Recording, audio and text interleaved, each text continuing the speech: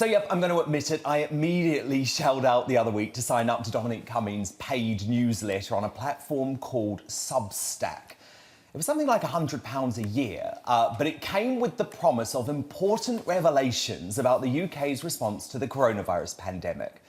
Now, I don't agree with Cummings' vengeance-filled drip of bad news against the Prime Minister, who, let's never forget, stood by him after Barnard Castle, but I needed to know what tea he was going to spill. Today it came in the form of a leaked text message exchange between himself and Boris Johnson, where he appeared to call the Health Secretary Matt Hancock useless and hopeless. The first dig from the PM came on March the 27th, 2020, at the height of the first wave of COVID-19, with the government debilitated by the growing crisis. During a discussion about ventilators, Johnson sent to Cummings on WhatsApp, "It's Hancock. He has been useless." The PM also described the situation around our limited testing capacity as totally bleeping useless. Totally bleeping hopeless, actually. He didn't use the word bleeping, I will tell you. And that was the last exchange before Boris rang his then chief advisor to reveal he had himself tested positive for COVID. But on April the 27th, there was another conversation about Hancock regarding PPE. The PM said, "I can't think of anything except taking Hancock off and putting Gove on. WTF do we do?" You can argue these text messages are of historical significance. The problem I have is they're being used as part of an ongoing hate campaign by Cummings against the PM because he lost a turf war with Boris's now wife Carrie that saw him booted from Downing Street. The harsh reality is that Cummings might pretend he's trying to add to the discourse around the government's response to COVID, when in fact he's pursuing revenge. Otherwise, wouldn't he have released the text messages during his Select Committee appearance last week, or saved them for the official public inquiry? Just what will the new normal look like? It's becoming increasingly obvious, not much like before. Politico today reported the contents of a Whitehall document about what might happen in England when we eventually move into step 4, once Freedom Day comes apparently next month.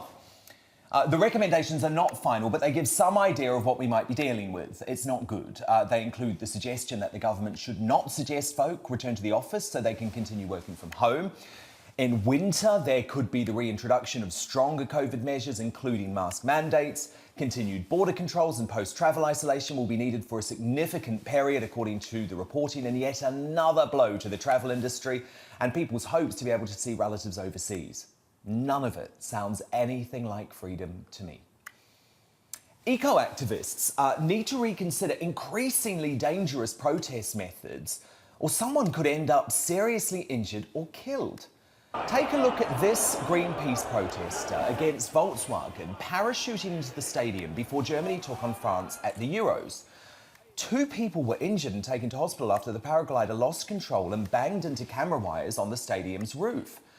It's lucky no one was killed, especially given a motor was attached to the protester's back.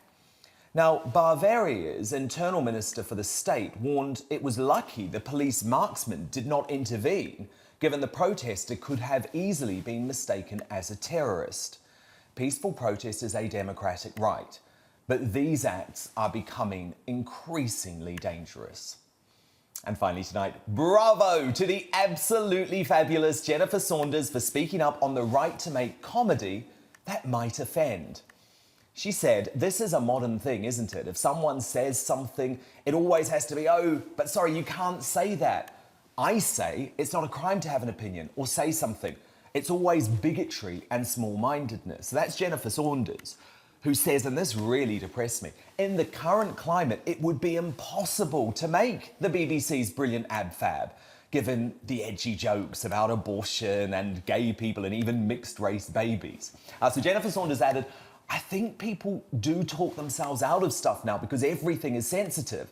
It stops a lot of the fun. Maybe like jokes. I remember jokes, silly jokes. I remember them too, Jennifer. We just don't get many of them anymore." The new sensitivities around comedy have seen trigger warnings added to old shows including Dad's Army, Blackadder, The Fresh Prince of Bel-Air and Fawlty Towers. I think we should let comedians continue to be outrageous.